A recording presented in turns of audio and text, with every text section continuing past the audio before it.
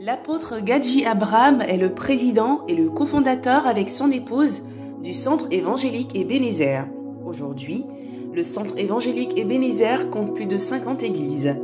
L'apôtre Gadji Abraham est un leader dans le monde évangélique en Côte d'Ivoire, président du Conseil des apôtres de Côte d'Ivoire, le CACI, et initiateur de la Conférence internationale de Victoire Civi et de la Conférence de la Percée, COP.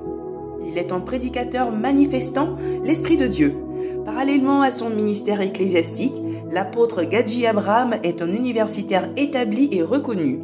Major en droit public du 15e concours d'agrégation du Conseil africain et malgache pour l'enseignement supérieur, le CAMES, il est membre du jury du comité technique et spécialisé des sciences juridiques et politiques du CAMES. Professeur titulaire, l'apôtre Gadji Abraham est membre du conseil scientifique de l'université de Cocody et chef du département droit public. Il est également auteur de plusieurs livres dont Le pouvoir insoupçonné de la parole, La double vocation et Manifester l'esprit d'excellence. L'apôtre Gadji Abraham est un époux comblé auprès de la révérende Micheline Coty Gadji. Je vous prie de recevoir sous vos acclamations l'apôtre Gadji Abraham. Merci infiniment. Père, que ton nom soit béni et que la gloire te revienne au nom de Jésus-Christ. Amen. Asseyez-vous s'il vous plaît. J'ai lu un livre de Dag.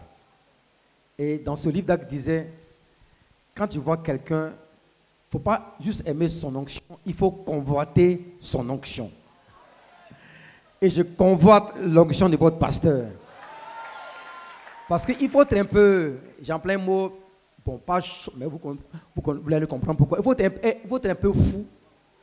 Il faut être un peu fou pour venir ici et implanter une église. Est-ce que le mot fou vous convient?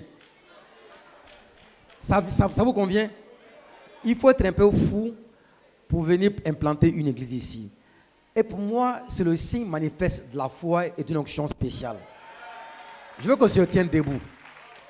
Qu'on acclame Dieu fortement pour l'apôtre Zando Antoine Marc. Extraordinaire. C'est extraordinaire. C'est là la dimension de la foi. La foi, ce n'est pas quand on a tout. La foi, c'est quand on n'a rien. Et comme Jean-Baptiste, on va au fond, dans un trou. Et les gens se déplacent pour t'y rejoindre. C'est une preuve que tu as la foi. Acclamez Dieu pour sa vie. Et que Dieu continue à le bénir. Amen. Merci infiniment, c'est exceptionnel. Asseyez-vous s'il vous plaît. Sa charmante épouse, Doxa, qui est une femme d'une rare beauté, d'une douceur exceptionnelle. Elle est écrivaine, elle est conseillère, elle est communicatrice. Acclamons Dieu pour maman Doxa Zando. Oh, formidable, formidable. C'est un coup merveilleux. Je rends grâce à Dieu pour ce que je vois. Regardez la vue. La vue. Quand tu vois là. Pierre, nous déclarons que nous possédons ces lieux. L'église de Roc possède ce lieu d'une manière surnaturelle. Les esprits méchants et mauvais savent qu'ils ont été soumis. Les principautés, les sorciers savent qu'ils ont été soumis. Acclame Dieu pour cela.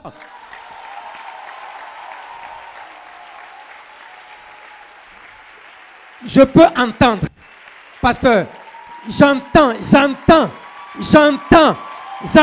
des hommes qui ont été soumis. J'entends des hommes qui ont été soumis. J'entends des hommes qui ont été soumis. Tout ce qui est négatif, tout ce qui est sorcellerie, tout ce qui est magie est soumis. Est soumis. Est soumis. Est soumis. Est soumis.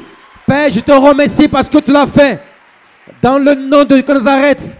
Et le ciel est ouvert. Amen. Et cela est fait. Asseyez-vous s'il vous plaît. Je ne suis pas venu seul, je suis venu accompagné d'une forte délégation. On va commencer par mon protocole, le frère Mo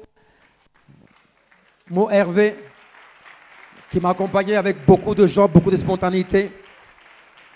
Juste derrière le frère Mo, vous avez le docteur Madeleine Akouzé, qui est pharmacienne et qui est avec moi depuis plus de 22, 23 ans. Juste derrière là, c'est l'épouse de frère Mo, Madame Sandrine Gueyes, qui est dans les affaires, elle est en même temps couturière, enfin, c'est tout ce qui est lié aux affaires. Et puis juste à côté, le DG, le frère Dosso Adaman, qui est le président des hommes. Donc, si vous avez une forte délégation assez représentée. Gloire à Dieu. Alors, il m'a été demandé, vous savez, quand vous écoutez un homme comme Zando Marc, ou bien quand il vous invite, il faut bien préparer ton message. Parce que ce monsieur-là, il est assis. Et puis, il est un peu Yacouba, donc il est un peu américain aussi. Ouais, donc quand tu es Yacouba et puis américain, tu es dangereux. Donc, il faut préparer le message de manière sérieuse. Et je parlerai avec vous parce que c'est vrai qu'il y a l'aspect social, Wafo va traiter l'aspect financier.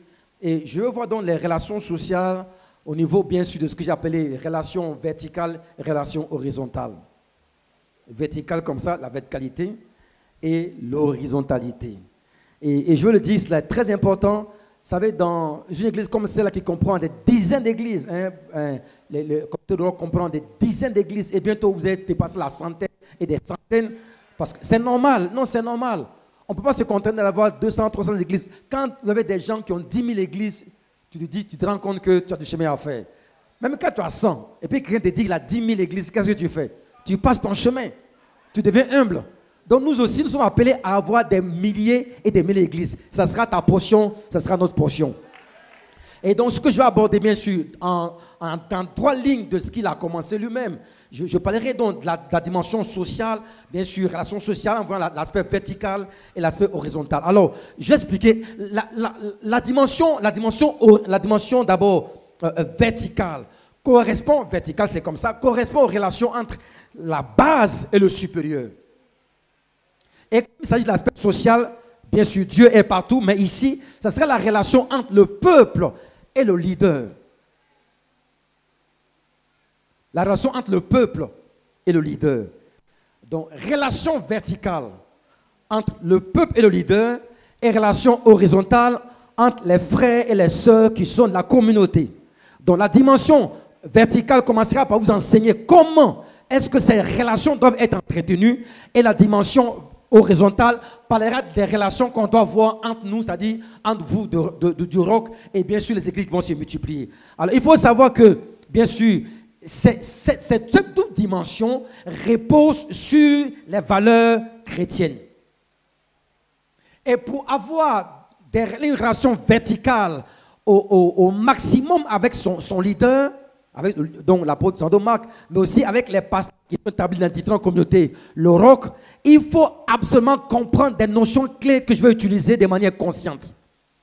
L'une des notions clés que je vais utiliser, c'est la notion disciple. Dis avec moi, disciple. Tu ne peux pas avoir une relation verticale correcte avec ton mentor, avec ton père spirituel, avec l'apôtre, avec le pasteur, si tu n'as pas compris ce qu'on appelle être un disciple. Dis avec moi, disciple. Très bien. Alors, qu'est-ce qu'un disciple? Un disciple, bien entendu, est une personne qui, de manière générale, suit un enseignement et appartient à une école de pensée. Ça, c'est la définition générale. Ça, c'est un disciple. Une personne qui suit un enseignement des maîtres et qui appartient à une école de pensée. Mais cela n'est pas suffisant, parce que c'est une définition d'ordre général. La définition d'ordre particulier serait qu'un disciple est une personne qui suit Jésus et qui est attaché à lui et à sa parole. Dis Amen avec moi. C'est très important de savoir que quand Jésus est venu, il est venu faire d'abord des nations des disciples. Pour avoir des relations, je veux dire, verticales avec son mentor, il est nécessaire qu'on ne soit pas juste des bons croyants, des bons chrétiens, des bons fidèles. On doit surtout comprendre qu'on a besoin d'être des disciples. Un disciple suit un maître. Et un disciple est caractérisé par des notions que je vais utiliser tout à l'heure, parce que c'est dans ce que j'ai prêché souvent que je reviens, que je vois mon message. Vous voyez, on a fait beaucoup de fidèles dans nos églises. On a très peu de disciples. Vous savez, pour que la foi chrétienne vienne en Afrique, il fallait, je rends grâce à Dieu pour les Européens. Malheureusement, aujourd'hui, ils ont mis de côté la foi. Les Européens, les Américains, les Occidentaux ont fait un travail formidable, un dossier canarien. Il fallait être fou aussi comme eux pour traverser l'Europe et venir en Afrique. Il n'y avait pas de route, pas de courant, pas d'électricité. C'était des disciples. il y avait ce qu'on appelle le voyage aller simple, le voyage éternel. Et des gens l'ont fait parce qu'ils croyaient qu'ils avaient une vocation spirituelle. Est-ce qu'aujourd'hui, on peut trouver dans nos églises des disciples qui sont prêts à payer le prix parce qu'ils savent que leur maître les appelle à une mission supérieure? Dans nos églises, on a besoin d'avoir des croyants, c'est vrai. On a besoin d'avoir des fidèles. On a surtout besoin d'avoir des disciples. Dis avec moi, disciples. Dis avec moi, disciples. Très important. Maintenant, dans la relation verticale, il faut comprendre que le disciple est une personne, j'ai dit tout à l'heure, qui est caractérisée par deux ou trois choses que je vais citer tout à l'heure. Un disciple se distingue par sa fidélité et par sa loyauté. Dans la relation que j'ai avec le mentor, que j'ai avec le père, donc je parle ici de Jean Domac, c'est le leader des églises, le roc, ou dans la relation que vous aurez avec les pasteurs, Dieu donné, il faut que je connaisse bien qui est pasteur, il n'est pas le seul, Rose et tout le reste. Dans la relation verticale entre les fidèles de l'église et le leader, ces relations doivent être marquées par ce que j'appelle la fidélité et la loyauté. Relation verticale.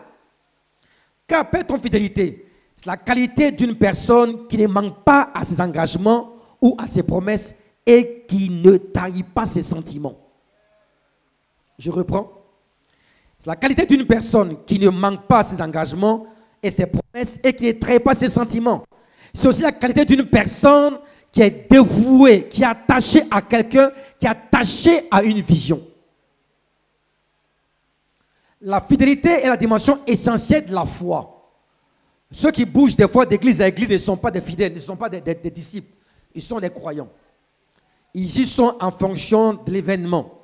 Mais vous trouverez très peu de personnes qui soient disciples et qui bougent parce que le vent a bougé.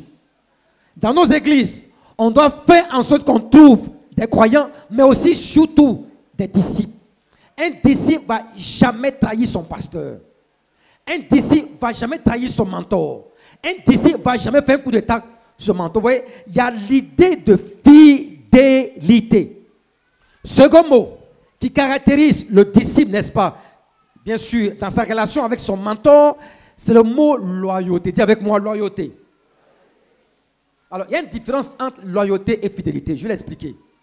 La loyauté est la qualité d'une personne qui est conforme à la loi.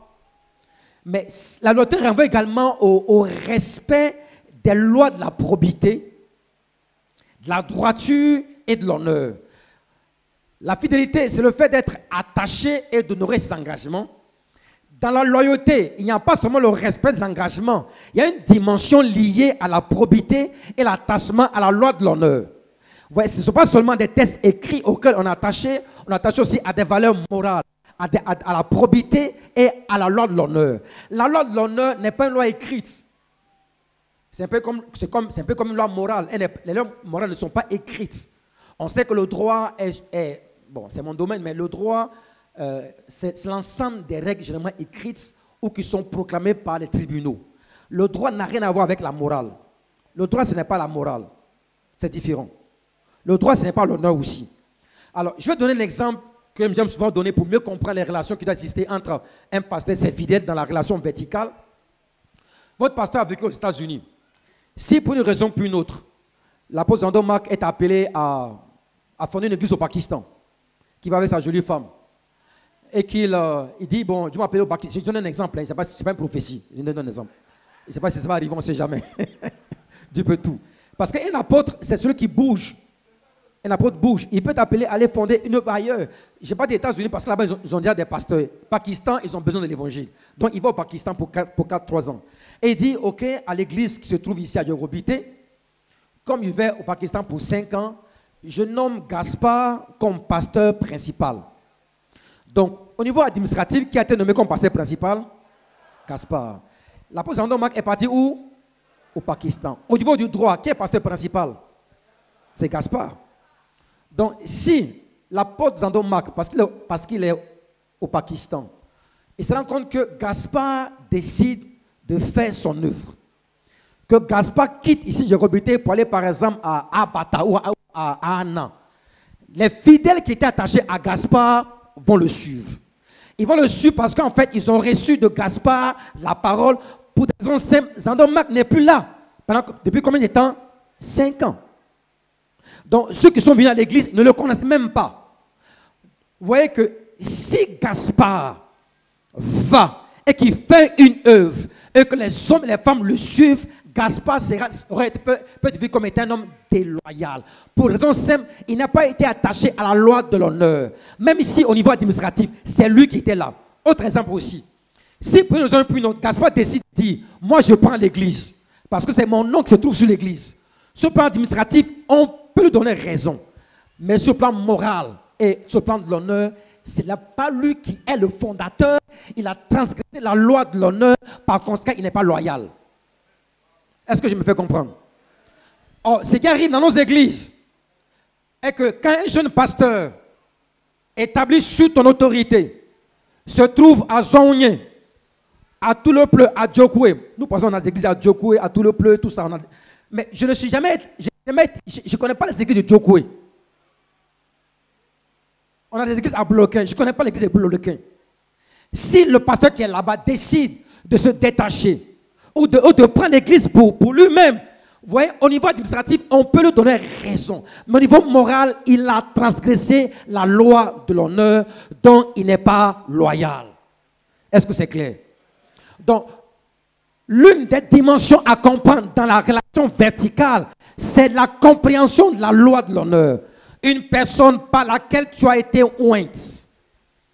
Une personne par laquelle tu as été promu. Une personne par laquelle tu as été formé.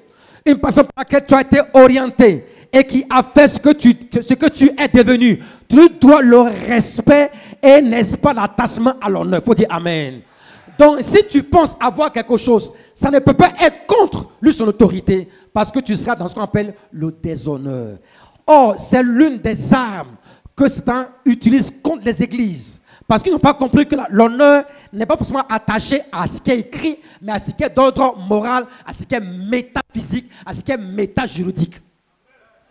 Dis avec moi, Seigneur, accorde-moi de comprendre les relations verticales à travers la loi de l'honneur. Amen. Maintenant, toujours d'introduction. Il ne serait pas long. Dans 30-40 minutes, je vais finir. Il ne serait pas long. Toujours d'introduction. Vous voyez, le frère de l'église, qui est un disciple, qui est dans une relation verticale avec son mentor, doit donc manifester la fidélité et la loyauté. Vous le savez déjà. La question qu'on se pose, où et dans quel domaine doit-on manifester cette fidélité, cette loyauté? Il y a 3 domaines. La fidélité et la loyauté se manifeste dans les bonnes choses. Dans les bonnes choses. Proverbe 28, verset 20. Dans les bonnes choses. La fidélité et la loyauté se manifeste dans les grandes et dans les petites choses. Matthieu 25, verset 20 ou verset 23.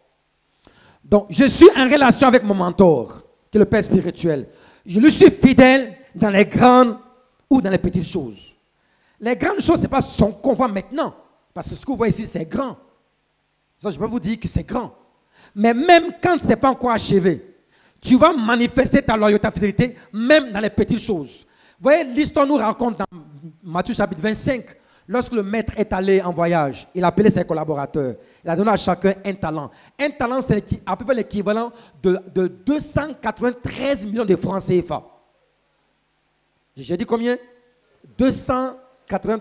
Mon frère, c'est beaucoup d'argent. Si on te donne, c'est que tu meurs pauvre, c'est que tu es maudit. Je répète, si on donne à quelqu'un 293 millions de francs CFA, on dit fais des affaires avec ça, et que tu meurs pauvre, c'est que tu es maudit. Il est impossible de mourir pauvre avec cet argent-là. Ouais, celui qui avait reçu ce talent-là, l'a gâché ou l'a caché pour lui-même. Apparemment, c'était petit, mais c'était beaucoup.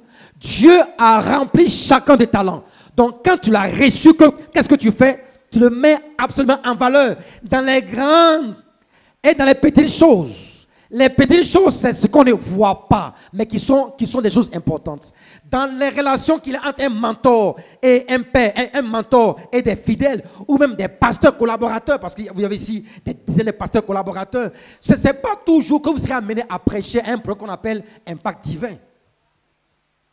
Impact divin, ça ne veut pas qu'on va faire appel à ses amis. Ses amis, on les connaît. Hein. Il y a moi, il y a Wafo, il y a Moko Georges, il y a Mazou, il y a Jeanne Monéjean, il y a Mohamed Sanogo. Enfin, on forme, on se connaît entre nous, on nous voit bien, on nous voit pas oui ou non. On nous voit toujours. Donc, il va nous inviter. Il ne t'invitera pas à prêcher. Moi, si je l'ai invité à la CVC, ce programme, je l'invite à prêcher. Ne dis pas, mais je suis avec le bishop pendant longtemps. Quand il y a les grandes conférences, je ne prêche pas aussi. Il envoie Gadji Abraham, il envoie mon coach Georges. Si tu penses ça, il y a en toi un signe de déloyauté. Et pas là, quelqu'un maintenant, là, je n'ai pas entendu Amen là. Parce que les oiseaux, mes plumages, volent ensemble. Ils volent avec ses collègues. Toi, il faut voler avec tes collègues. Donc, dans les petites choses, tu dois être capable de voir en voyant en toi de la loyauté. Tu n'es pas obligé de prêcher à impact divin. Tu n'es pas obligé de prêcher dimanche sur la chair pour qu'on te voie. Tu peux dans ta cellule et prêcher. Et là, Dieu peut te remarquer. Et là, Dieu peut t'élever. Dis avec moi, Seigneur, relation verticale, attachement au mentor, fidélité et loyauté. Il faut dire Amen. Il y a aussi la fidélité et la loyauté dans les choses qui appartiennent à autrui. La communauté Le Roc est une œuvre qu'il a bâtie. Ça fait maintenant plus de 20 ans. Si on t'affecte, je m'adresse à un pasteur ou à un futur pasteur. Si on t'affecte dans une église, à Banpleu, chez lui là-bas, chez Yacouba. C'est où? Quand on pleut. C'est que tout ce qui est pleu, c'est Yacouba. Non, tous les pleux, c'est là-bas. Ne dis surtout pas. Pourquoi moi m'envoie dans un village, dans une sous-préfecture, alors que j'ai une forte onction? Et ma onction est grave. Quand je parle, je dis le nom de la grand-mère qui est née il y a 500 ans. L'ennemi peut commencer à injecter en toi des mauvaises pensées. Je ne sais pas si mon message passe ce soir, ce matin. Est-ce que ça passe? Et qu'est-ce que tu vas dire? De toute façon, la communauté évangélique Le Roc n'est pas mon église. J'ai ma vision en moi.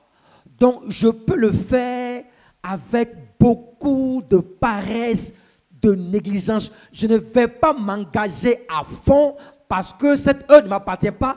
Parce qu'en toi se trouve un autre projet. Ce n'est pas des relations verticales honnêtes, des relations verticales loyales.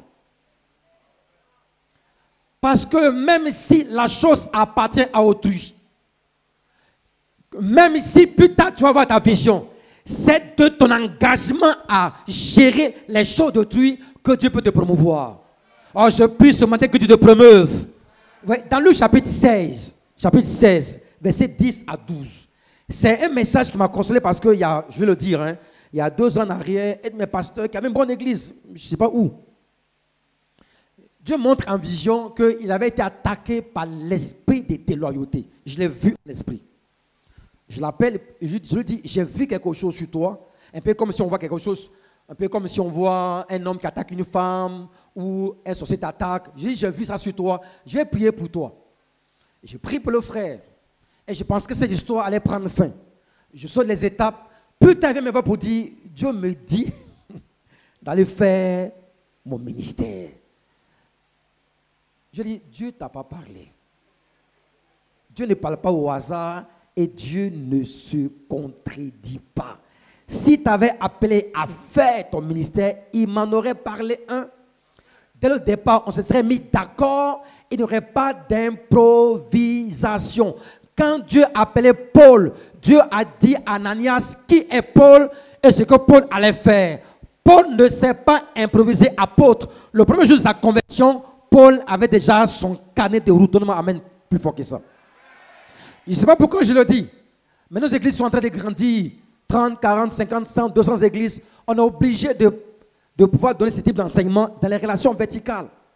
Et le Seigneur a conduit mon esprit sur ce passage. Et quand je l'ai lu, ça m'a consolé.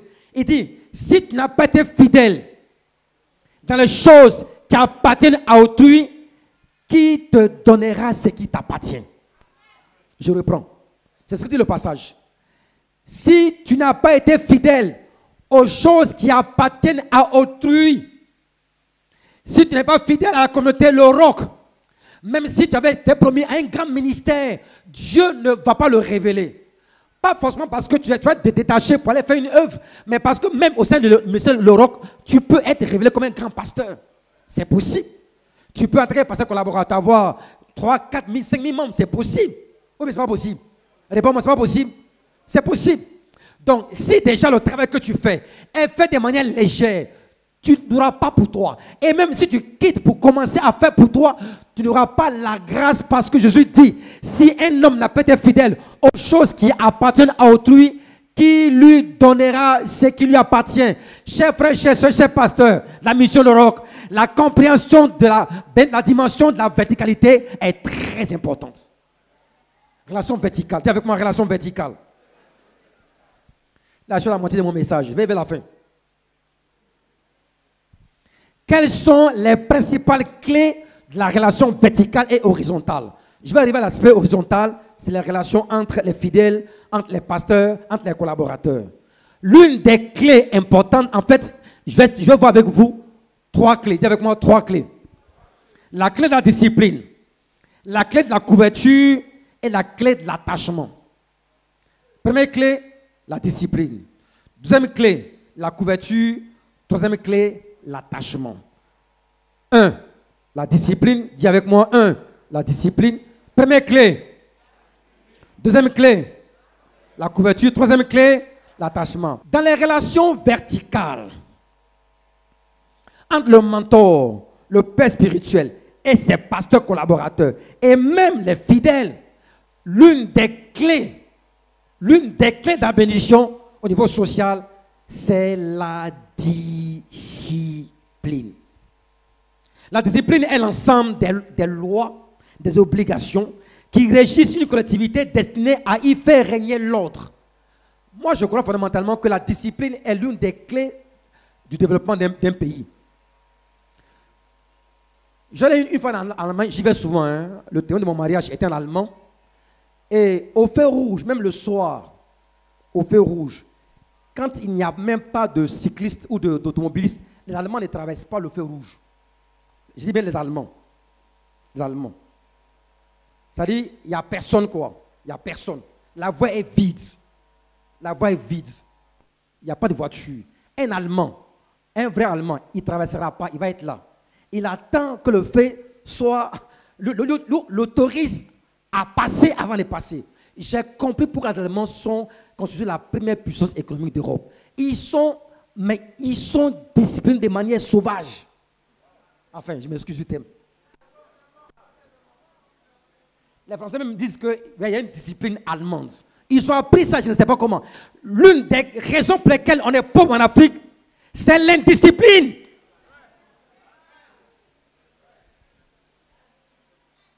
L'indiscipline. L'indiscipline nous rend pauvres. Quelqu'un pauvre, il est indiscipliné dans la gestion du temps, dans la gestion des relations, dans la gestion des ressources, dans la gestion des hommes, dans la gestion de tout, on manque de discipline.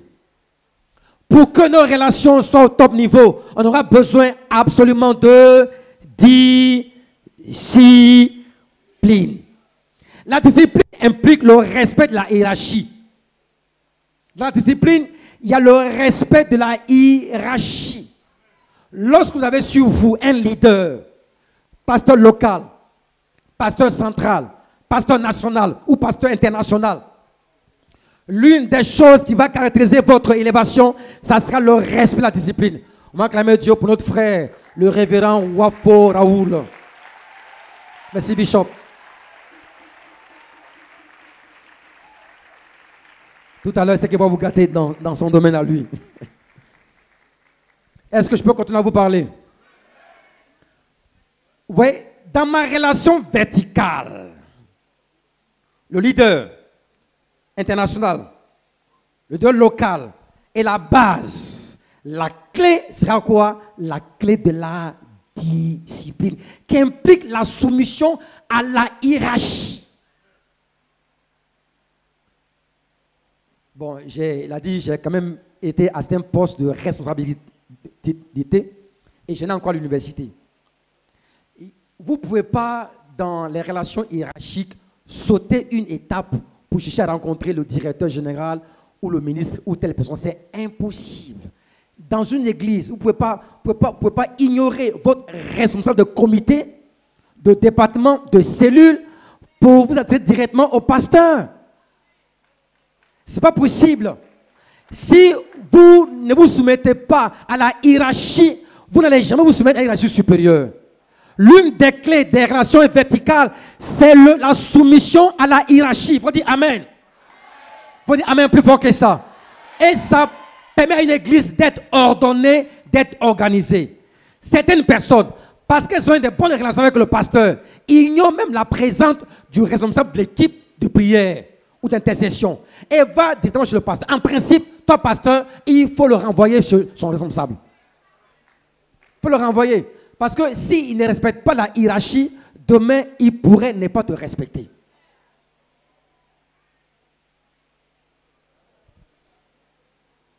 La discipline aussi appelle le respect de l'ordre établi et des règles de fonctionnement.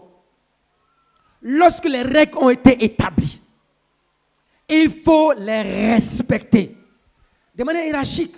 S'il est dit que le pasteur dit qu'il ne reçoit pas, il ne fait pas ceci, il faut absolument en tenir compte. Il ne doit pas avoir de délégation spéciale, sauf si lui, il l'autorise. Parce que souvent, vous voyez, les délégations dans délégation deviennent à peu près des permissions. Même à l'international, c'est déjà arrivé où, quand on créait l'OIC, l'Organisation internationale l'Organisation internationale du commerce, il y avait tellement de dérogations que finalement, les dérogations n'avaient plus de sens. Qu'est-ce que je veux dire par là? Si dans votre église, le leader a établi un ordre protocolaire, un ordre administratif, un ordre organisationnel, quelles que soient les relations que vous avez avec lui, il faut absolument respecter cet ordre.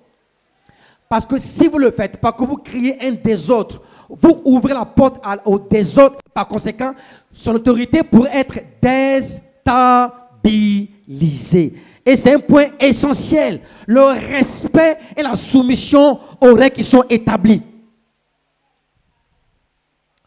C'est deux personnes qui m'ont dit Amen.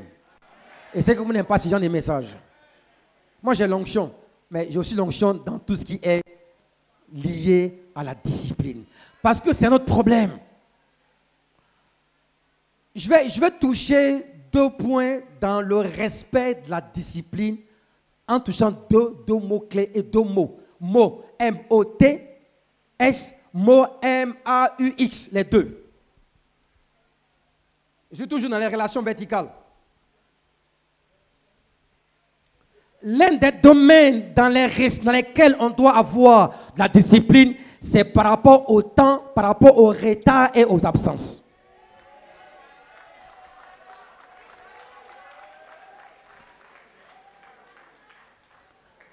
Par rapport au retard et aux absences.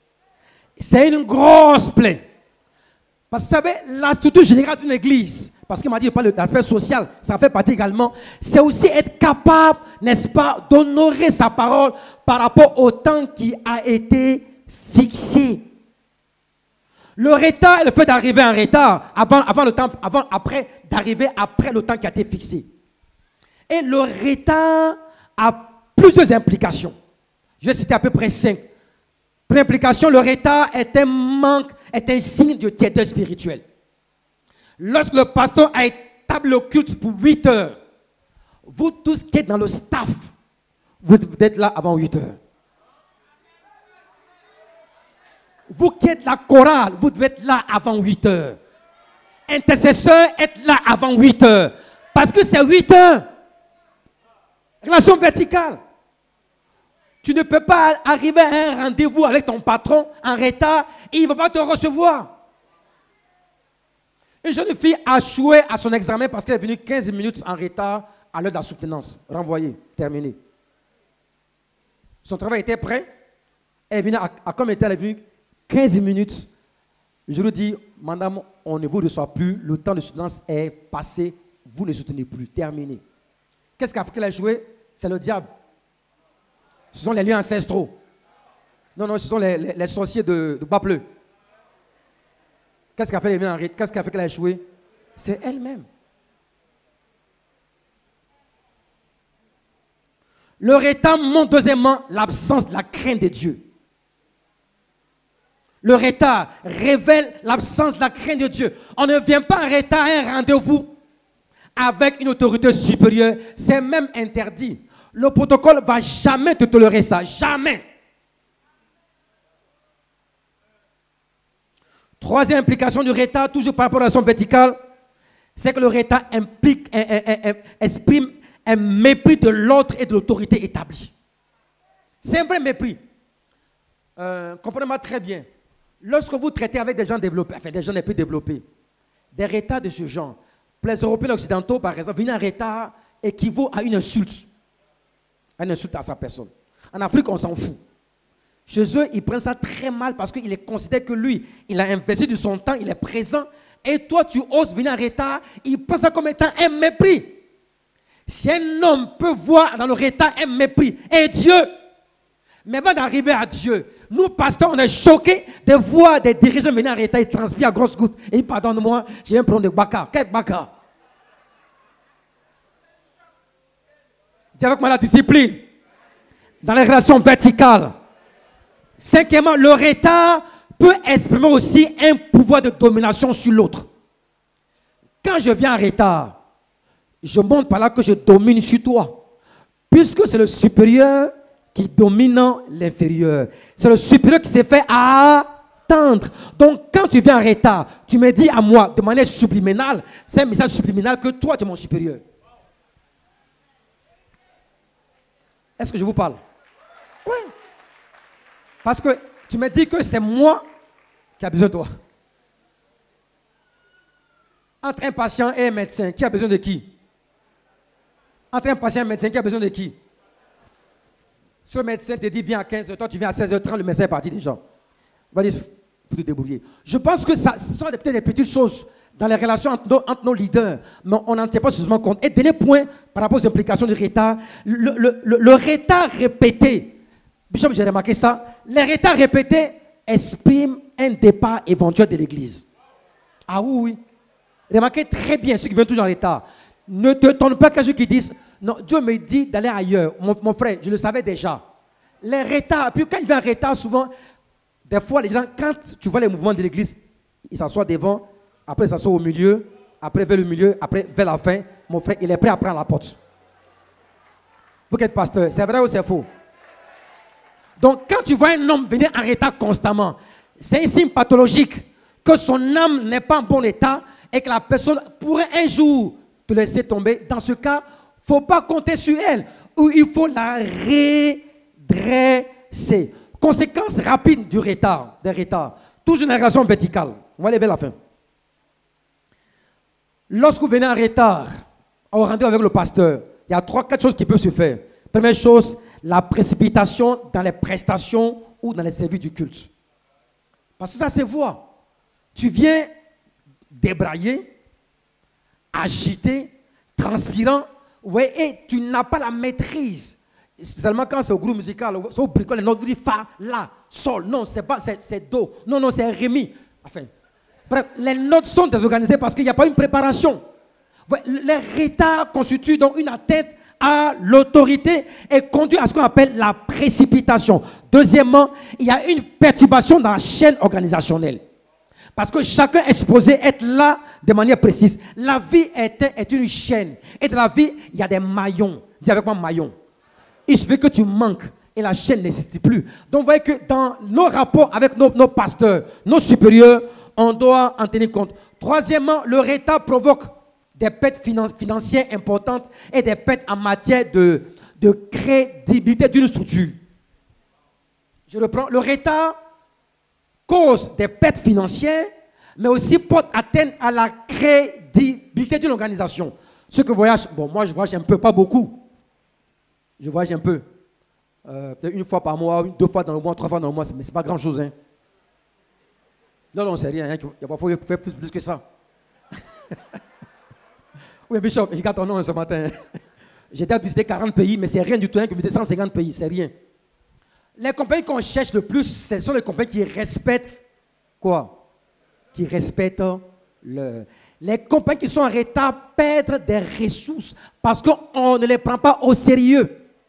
Une étude montre, ça c'est en France, que le retard a coûté par année 51 milliards d'euros à des entreprises. Par année.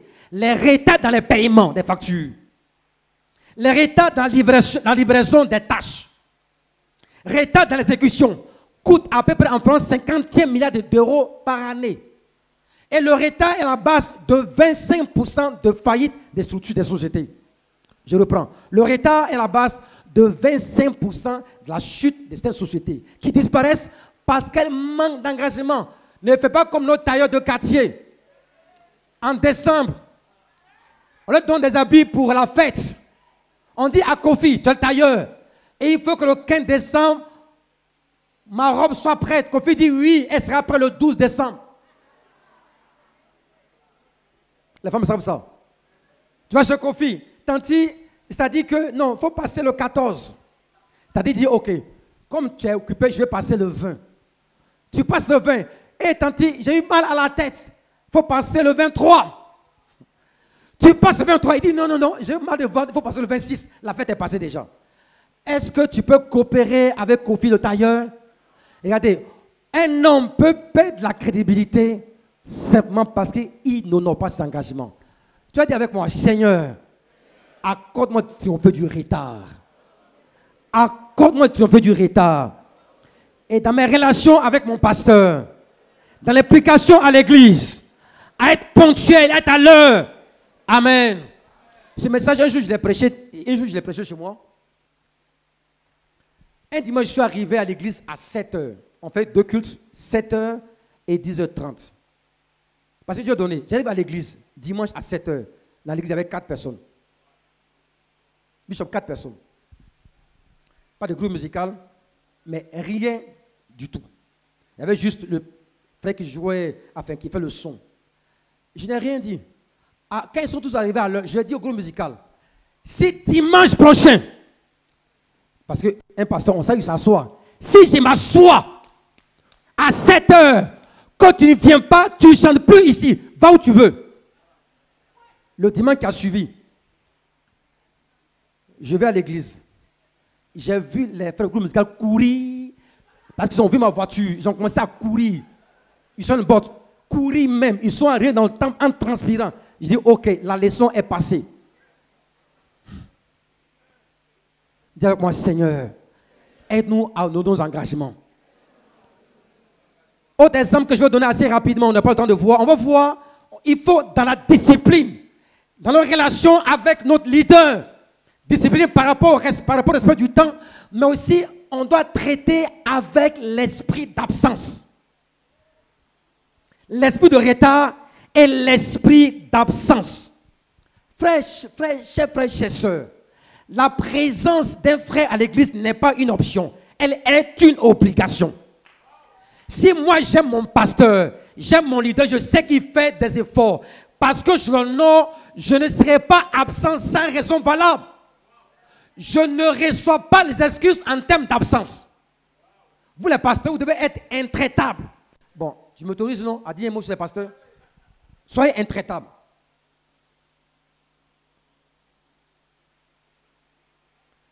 Être présent à l'église dimanche par exemple, qui est un jour solennel, n'est pas une option.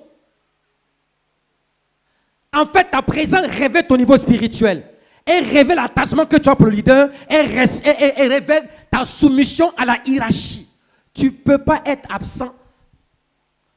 Par exemple, à l'université, j'ai ma cellule pédagogique. J'ai renvoyé un docteur au téléphone. Il dit, monsieur, je te renvoie de ma cellule pédagogique. Tu n'en fais plus. C'est fini. Je l'ai renvoyé directement. Il n'est pas venu à la cellule pédagogique pendant 2 séances. La cellule pédagogique, ce sont les cellules qui préparent les TD, les travaux dirigés. Donc, on se retrouve entre le professeur et les assistants. Et puis, on choisit un thème, on le débat ensemble et on cherche, on trouve la solution, un cas pratique ou ceci, pour qu'on puisse enseigner les enfants. Toi, tu ne viens pas. Je l'appelle, je te renvoie. Tu n'es plus membre de ma cellule pédagogique. Est-ce qu'on peut faire ça dans nos églises? Une question que je pose. Relation hiérarchique. Ils sont patrons, je les chassé. Est-ce qu'on peut commencer à chasser les fidèles qui sont diacres anciens qui ne viennent pas à l'église? Non. Il y a eu un match Côte d'Ivoire, Cameroun. C'est pourquoi tu n'es pas venu quoi? Côte d'Ivoire, Cameroun, tu n'es pas venu à l'église à cause de ça. Les pasteurs, est-ce que je vous parle? Votre réponse ne me convainc pas.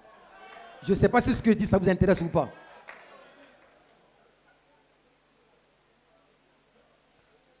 Une église n'est pas un lieu neutre.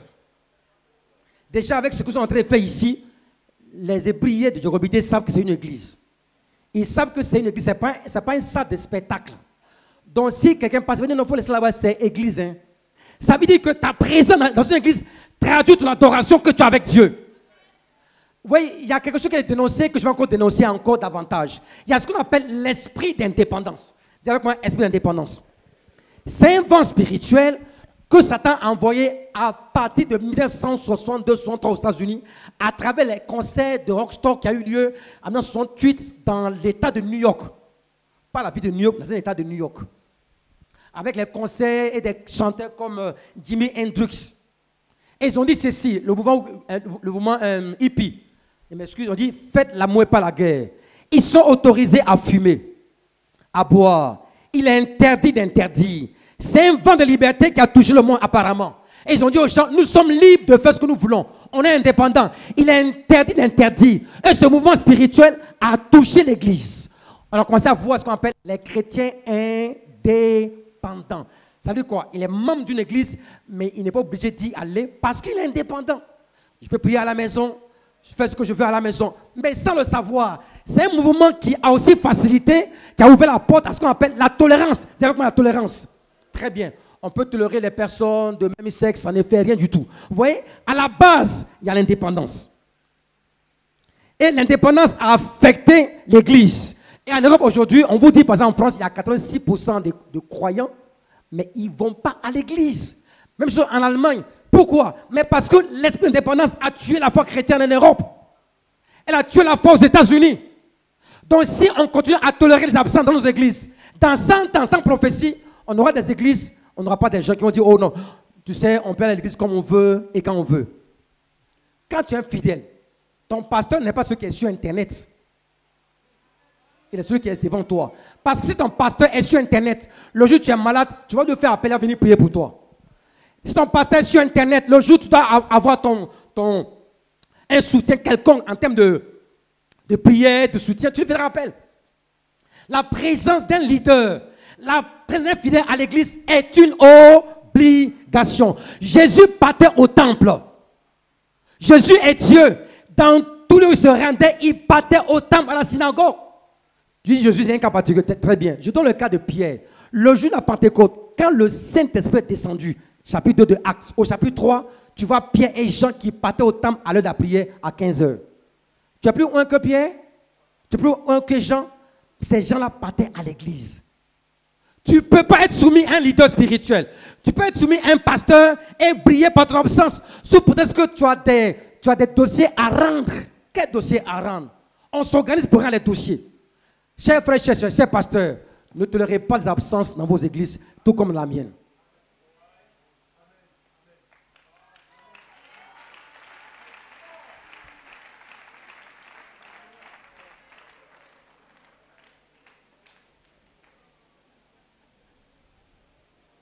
Vous savez, quand ton leader est présent, quand tes collaborateurs sont présents, cela signifie qu'il y a un attachement au pasteur.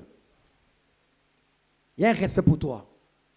Parce que dans le service public ou privé, lorsque le ministre, le DG du société ou un PDG convoque les réunions de conseil d'administration, tu ne peux pas être absent.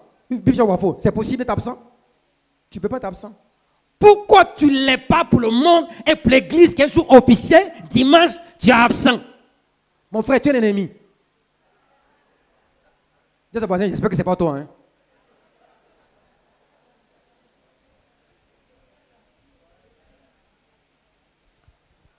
Deuxième mot-clé que je vais utiliser, et ça sera l'avant-dernier, c'est le mot couverture. Dis avec mon couverture.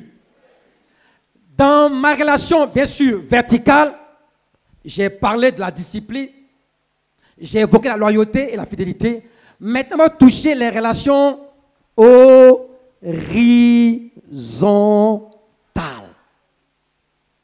Et le mot clé que je trouve ici, c'est le mot couverture. Avec moi, couverture. Vous la connaissez cette histoire, on la trouve dans Genèse chapitre 9. Ce jour, on ne sait pas ce qui est arrivé à chapitre 9 ou chapitre 10, je trouve le passage exact. Genèse chapitre... Aidez-moi s'il vous plaît, je trouve le passage. Genèse chapitre 10. C'est 10, exact. Non, c'est 9. J'avais raison, 9. Du verset 18 au verset 28, je vais peut-être le lire, je le lis. J'ai chapitre 9, verset 18 au verset 27, je lis. Les fils de Noé qui sortirent de l'arche étaient Sem, Cam et Japheth. Cam fut le père de Canaan. Ce sont là les 3 fils de Noé et c'est leur postérité qui peupla toute la terre. Verset 20. Noé commença à cultiver la terre et planta de la vigne. Il but du vin, s'enivra et il se découvrit au milieu de sa tente. Cam, père de Canaan, vit la nudité de son père et le rapporta dehors à ses frères. L'expression, il vit la nudité de ses frères de son père et le rapporta dehors. Alors Sem et Japheth prirent le manteau, le mirent sur l'épaule, marchèrent à reculons et couvrirent la nudité de leur père. Comme leur visage était détourné, ils ne virent point la nudité de leur père. Lorsque Noé se réveilla de son vin, il apprit ce que lui avait fait son fils cadet. Et verset 25, il dit, maudit soit Canaan, qui soit l'esclave des esclaves de ses frères. Et qu'il dit encore, béni soit l'Éternel, Dieu de Sem, que Canaan soit leur esclave, que Dieu étende les possessions de Japheth et qu'il habite dans les tentes de Sem et que Canaan soit leur esclave. Vous dire Amen et Amen et Amen. Tu peux acclamer plus fort que ça. Couverture. Dans les relations réciproques, même avec le pasteur également, vertical et réciproque ou horizontal, on doit pratiquer la règle de la couverture. Couvrir les faiblesses des autres. Couvrir les faiblesses des autres. Avant d'arriver même au test lui-même. Vous ne verrez pas sur Internet un imam insulter un autre imam. Vous ne verrez pas un prêtre insulter un autre prêtre. Et pourtant, parmi les prêtres, quand même, il y a beaucoup de bizarreries, non? On a dénoncé la pédophilie. J'ai déjà vu un prêtre à la télévision ou à la radio commencer à critiquer tel prêtre. Ça, c'est fait. Il n'y a que chez nous, évangile, il n'y a que chez nous. Des fois, quand je vois des pasteurs insulter les autres, je me demande s'ils sont normaux, quoi. Je me demande s'ils sont normaux. Ou quand tu vois les frères et les sœurs, mais s'insulter, mais c'est pas normal. On ne peut pas avoir des relations horizontales, je veux dire, horizontales, en plein de fraternité et ne pas se couvrir. En fait, qu'est-ce qu'il y a, ici, en fait, il y a 2 choses. Il y a faire et ne pas faire. Dis avec moi, faire et ne pas faire. Très bien. Je vais commencer par ce qu'on appelle couvrir, par l'histoire, n'est-ce pas, de Noé. Noé a bu. Noé était prophète, un évangéliste avant son temps et un grand prophète. Mais vous voyez, je n'ai pas de raison à expliquer, mais Noé est tombé. Il a eu une faiblesse. L'onction de prophète et d'évangéliste ne peut pas t'immuniser contre une chute éventuelle. Mais même quand ça arrive, tu n'as pas le droit d'exposer ton frère, ta soeur, à plus forte raison ton pasteur. Toi-même est trop faible. Tu n'as pas le droit. Tu n'as pas le droit. Sur le plan éthique, tu n'as pas le droit. Noé avait tort. Noé s'était trompé. Et son fils vient, il commence à raconter. Était-il obligé de raconter que son père est nu? Était-il obligé de le raconter? Non. Est-ce qu'on est obligé à l'église de dire tel frère est sorti avec telle soeur? Tu gagnes quoi en devenant Radio France Internationale ici à l'église? On m'a dit de passer sur les réseaux sociaux. Et j'en parle. C'est tellement important. Voyez, la maturité, c'est être capable de se taire quand cela est nécessaire. Un homme mature se tait quand cela est nécessaire et il parle quand c'est nécessaire. Vous voyez, Noé avait fauté. C'était vrai. Le pasteur a fauté, c'est pas faux. Mais qu'est-ce que tu fais? Tu l'exposes ou tu le couvres? Réponds. Tu l'exposes ou tu le couvres? Vous voyez, Noé avait péché. Mais quand il s'est réveillé de son sommeil, de son vin, sa parole d'un homme ivre avait toujours l'onction. Il a maudit Sem, enfin, il a maudit Canaan, et ça s'est fait. Alors, je vais faire une petite précision historique, c'est que c'est Sem qui avait vu son père nu.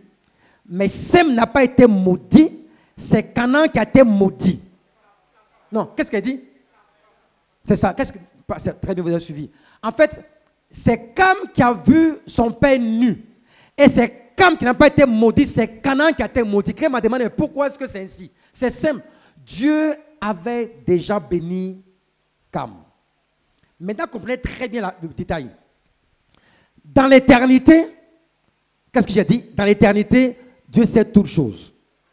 Il savait que les descendants de Canaan allaient être des gros pécheurs et que Dieu allait les déposséder. Je rappelle que le territoire donné à Abraham est le territoire des Cananéens. Noé et Cam et Sem ont vécu avant Abraham. Donc, quand Dieu prononce la bénédiction sur, n'est-ce pas, pas Josué, Noé parle, en fait, Noé parle comme un prophète. Il a vu en esprit que plus tard, c'est pas Cam, c'est pas Sem, c'est pas Cam, mais c'est parmi les filles de Cam, c'est Canaan qui serait pécheur, qui serait mauvais, qui serait maudit et qui serait dépossédé. Donc, quand il libère cette malédiction, effectivement, à peu près 500 ans plus tard, effectivement, le territoire des Cananéens sera dépossédé et donné à Israël. C'est la raison pour laquelle, n'est-ce pas, Noé n'a pas maudit Cam parce que Dieu avait béni. Couvrir signifie quoi? C'est protéger. Et d'en couvrir, comme l'ont fait, n'est-ce pas, Japheth et Sem. Couvrir ici, c'est couvrir par l'amour. La Bible déclare que l'amour couvre une multitude de péchés. 1 Pierre chapitre, c'est ça, 1 Pierre chapitre 4 verset 8. L'amour couvre. Dans mes relations entre moi et mon pasteur, horizontal, ou vertical, plutôt entre moi et le pasteur, dans mes relations réciproques, je dois faire une preuve d'amour en couvrant les fautes des autres. Le frère a péché, je couvre. Qu'est-ce que je fais? Je vais le voir. J'ai vu faire ça. Va dire, mon frère, c'est vrai. Je prie avec toi. Tu deviens un frère. Quand ton frère a péché, va le voir. Si tu n'écoutes pas, appelle nos témoins. Si tu n'écoutes pas, va vers les anciens. C'est la procédure normale. Mais sur Facebook, on a vu le pasteur Gaspard Silibert, il a péché. Il y a un pasteur qui avait souvent l'habitude d'exposer les pasteurs sur sa page Facebook, je l'ai zappé complètement. Lui, quand il met un annonce sur Facebook, c'est pour critiquer les pasteurs et les chantres. Vous les pécheurs, adultères, répentez-vous. Il dit, mais c'est sur Facebook que tu as fait la repentance. Dis avec moi, Seigneur, aide-moi à couvrir les autres. Couvrir également, c'est répondre aux besoins des autres. Là, ça rejoint la loi de donner et de partager. Vous voyez, parce que je couvre les autres, je suis à mesure de répondre à ce besoin ou à ses besoins. Quand je suis dans la relation horizontale et que je vois un besoin, n'attends pas que le besoin soit exprimé. Dès lors que je le vois, qu'est-ce que je fais? Je donne. Un frère de notre église a sa mère qui est malade. Et sa mère n'est pas assurée. Elle n'est pas assurée. Et il m'a dit que c'était dur. Un jour, je l'ai appelé. Je lui ai dit, tu es où? Il dit, je suis à la maison. Il dit, je viens te voir. Je suis allé à la maison. Je lui ai dit, je suis venu pour t'apporter, pas grand-chose. Il dit, il t'apporte ce petit soutien. Parce que ta mère est malade. Tu as besoin d'argent.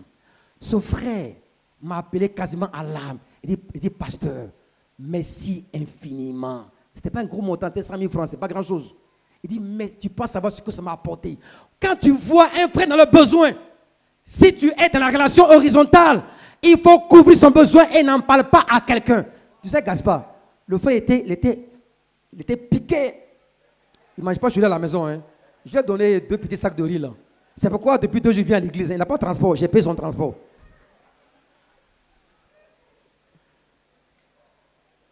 Dans les relations horizontales, on donne et on oublie. Dis avec moi, Seigneur, aide-moi à le faire.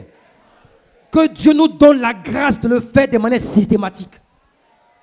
Quand tu vois un besoin s'exprimer, fais-le. On n'a pas besoin de le lire, mais dans Matthieu chapitre 25, verset 35, verset 36, Jésus a dit quelque chose de très fort. Je vais peut-être le lire exactement, ça sera peut-être vers la fin que dans ce passage. Puis 2 ou 3 choses que je vais dire avant de m'arrêter complètement. Matthieu 25, verset 35, je lis ce passage. Matthieu 25, je lis. Car j'ai eu faim et vous m'avez donné à manger. J'ai eu soif et vous m'avez donné à boire. J'étais étranger et vous m'avez recueilli. J'étais nu et vous m'avez vêtu. J'étais malade et vous m'avez rendu visite. J'étais en prison et vous êtes venu vers moi. Jésus dit, chaque fois qu'on l'aura fait pour les autres, c'est à lui qu'on l'aura fait. Couvrir, c'est aussi répondre aux besoins des autres, aux besoins sociaux, aux besoins émotifs, aux besoins émotionnels, aux besoins spirituels. Chaque fois que tu vois que quelqu'un est dans une attente de quelque chose, fais-le systématiquement. Je le fais parce que l'amour de Dieu est à moi et l'amour donne. Il faut dire Amen. Que Dieu nous aide à y arriver. J'avais un dernier point, mais je vais m'arrêter parce qu'il est 13h moins. J'ai dit que j'allais prêcher pendant 45 minutes, c'est ça? Je m'arrête. L'esprit prophète est soumis au prophète. Il est l'heure, j'arrête. Pour l'autre point, je n'en parlerai pas. Ça sera plus tard. Je veux qu'on prie pour ces deux relations. Ces relations sociales. On va commencer par la première relation. Entre vous et votre leader. Avec lui, fidélité et loyauté. On le répète toujours, il n'y a pas deux visions dans une vision. Si tu es la communauté Le Roc et que tu as une vision avant d'y arriver, dis au pasteur, pasteur Zando, j'ai une vision avant de venir ici. C'est un homme bien. Il va dire, ok, reste avec moi pendant 5 ans. Quand le temps va arriver, il va prier pour toi, tu vas le faire pour toi. Mais ne prends pas l'onction qui est sur lui pour avoir des visions, pour les faire pour toi. Je veux qu'on prie pour l'esprit de fidélité et de loyauté à l'égard du leader. Tu vas dire, Seigneur, accorde-moi d'être fidèle, d'être loyal au leader. Prie pour ton cœur même. Parce que c'est Satan qui le fait. Il injecte des venins. Un venin dangereux. Un moment donné, tu ne sais pas pourquoi tu deviens déloyal, infidèle, machin. Tu commences à penser que toi aussi, tu peux faire comme lui-même, mieux que lui. Je veux qu'on se tienne debout, s'il vous plaît. À vous, les pasteurs et les hommes, mettez votre main sur votre cœur et priez pour vous-même. Dans la relation verticale entre vous et votre leader, je m'adresse à l'apôtre Zando, d'abord entre lui et vous. D'abord et après entre vos fidèles et vous-même. Priez pour vous-même.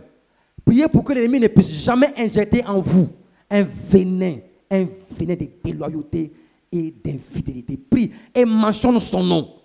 Ils s'appellent Zando Antoine Marc, sauf erreur de ma part. Mentionne son nom. Il dit, Seigneur, accorde-moi d'être à son égard loyal et fidèle. Le fait d'être fidèle ne signifie pas que tu peux aller faire pour toi un jour. Tu peux faire pour toi un jour. Si c'est le plan de Dieu, tu peux le faire pour toi. Il va te bénir et tu vas prospérer, aucun problème. Mais pendant que tu es là, sois loyal et fidèle.